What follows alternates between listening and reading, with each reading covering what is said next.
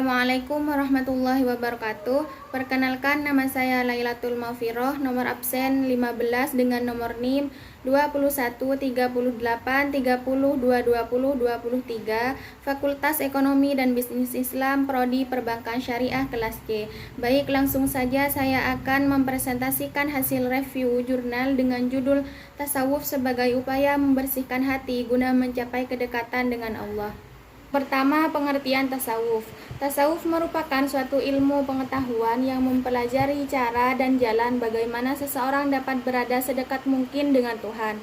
Tasawuf adalah suatu ilmu yang mempelajari hal ihwal, kebaikan dan keburukan jiwa, cara membersihkannya dan sifat-sifat yang buruk dan mengisinya dengan sifat-sifat yang terpuji, cara melakukan suluk, melangkah menuju keridhaan Allah dan meninggalkan larangan-larangannya dan menuju kepada perintahnya.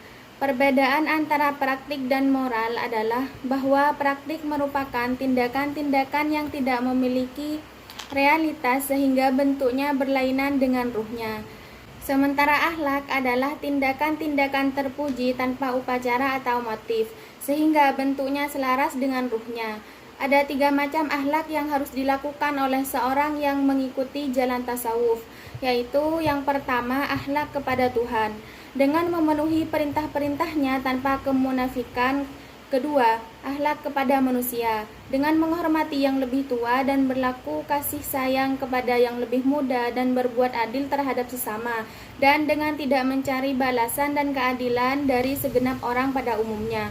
Dan yang ketiga, akhlak kepada diri sendiri dengan tidak menuruti hawa nafsu dan setan. Dan yang ketiga, akhlak kepada diri sendiri dengan tidak menuruti hawa nafsu dan setan. Ketiga akhlak inilah yang menjadikan seseorang sufi menjadi orang yang paling mulia di hadapan Tuhan. Yang dimaksud dengan sufi adalah orang yang mulia karena ruh-ruhnya mereka terbebaskan dari pencemaran manusiawi, tersucikan dari noda jasmani dan terlepas dari hawa nafsu, sehingga mereka menemukan ketenangan bersama Tuhan dalam barisan awal dan derajat yang paling tinggi, dan terbebas dari semuanya terkecuali Tuhan. Yang kedua, langkah-langkah menuju kehidupan tasawuf. Langkah-langkah atau upaya yang harus dilakukan oleh seseorang untuk merasakan kedekatan dengan Allah. Yang pertama, tazkiyah an-nafsi. Dengan tazkiyah an-nafsi dapat mengantarkan seseorang untuk memiliki akhlak yang baik dalam kehidupan sehari-hari dan mengantarkannya untuk menjadi orang yang dekat dengan Allah.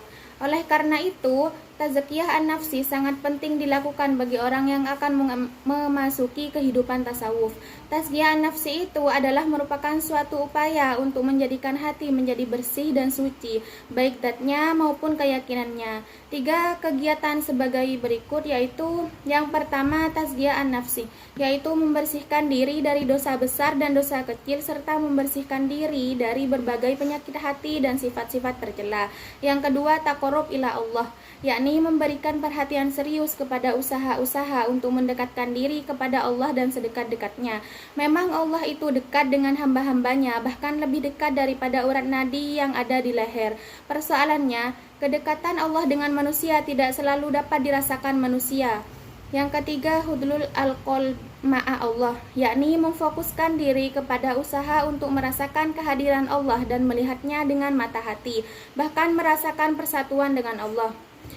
Yang kedua, mujahadah.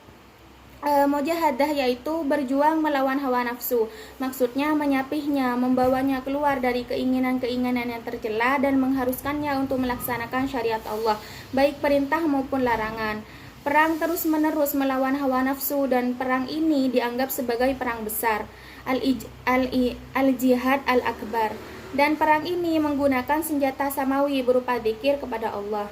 Dan yang ketiga yaitu riyadhah, latihan kerohanian dalam melaksanakan hal-hal yang terpuji, baik dengan cara perkataan, perbuatan maupun dengan cara penyikapan terhadap hal-hal yang benar. 3 macam cara menurut tingkatan kedekatan hambanya dengan Tuhan, yaitu yang pertama, riyadhah orang awam, yaitu upaya melatih dirinya untuk berbuat baik dengan cara berusaha memahami perbuatan yang dilakukannya, berbuat dengan sikap yang ikhlas, tidak tercampur dengan sikap riya, dan memperbanyak melakukan kebenaran dalam pergaulan, baik terhadap Allah, terhadap sesama manusia, maupun terhadap lingkungan hidupnya.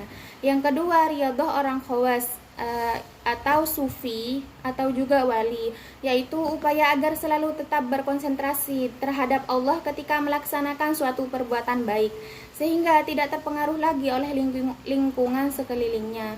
Penglihatan dan pendengarannya tidak terpengaruh lagi oleh sesuatu yang ada di sekelilingnya, kecuali hanya menuruti tuntunan kata hatinya. Yang ketiga yaitu riyadhah orang khawasul khawas, yaitu nabi dan rasul, yaitu berbuat baik untuk mendapatkan kesaksian Allah dan makrifat atau kebersatuan dengan Allah. Yang poin 3, makomat atau tahapan spiritual dalam tasawuf. Untuk bisa mencapai kedekatan dengan Allah Subhanahu wa Ta'ala, maka harus menempuh tahapan-tahapan spiritual yang disebut dengan makomat. Yang pertama, taubat.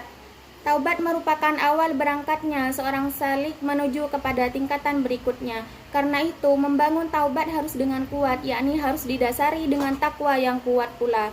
Takwa yang kuat akan selalu mendasari setiap tingkatan makom selanjutnya hingga pada makom yang lebih tinggi.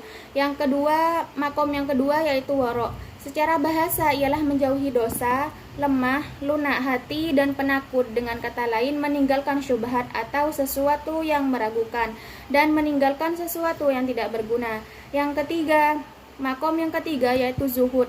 Istilah zuhud sering digunakan untuk orang-orang yang berusaha membersihkan hati untuk mendekatkan diri kepada Allah. Dalam tradisi tasawuf, zuhud merupakan salah satu makom yang harus dilalui calon sufi untuk berada sedekat mungkin dengan Allah. Sebelum menjadi sufi, ia harus menempuh jalan panjang berupa makomat. Yang keempat, makom kefakiran, yaitu kefakiran berasal dari kata fakir yang secara harfiah yaitu artinya kebutuhan. Orang fakir yaitu orang yang senantiasa merasa butuh kepada Allah. Orang fakir bukan orang yang tidak punya bekal hidup, tetapi orang yang bersih atau kosong hatinya dari keinginan duniawi. Yang kelima yaitu sabar. Sabar ialah memikul semua beban berat sampai habis saat-saat yang tidak diinginkan. Yang makom yang keenam yaitu tawakal. Tawakal adalah kepercayaan hati terhadap Allah sampai dia tidak bergantung kepada sesuatu selainnya. Dengan kata lain, bergantung dan bertumpu kepada Allah dalam segala sesuatu, berdasarkan pengetahuan bahwa Dia Maha mengetahui segala sesuatu. Makom yang ketujuh yaitu ridho. Ridho adalah pintu Allah yang paling agung dan merupakan surga dunia. Ridho adalah dapat menjadikan hati seorang hamba merasa tenang di bawah kebijakan hukum Azza wa Jalla. Hanya ini yang dapat saya sampaikan, kurang dan lebihnya saya mohon maaf. Wassalamualaikum warahmatullahi wabarakatuh.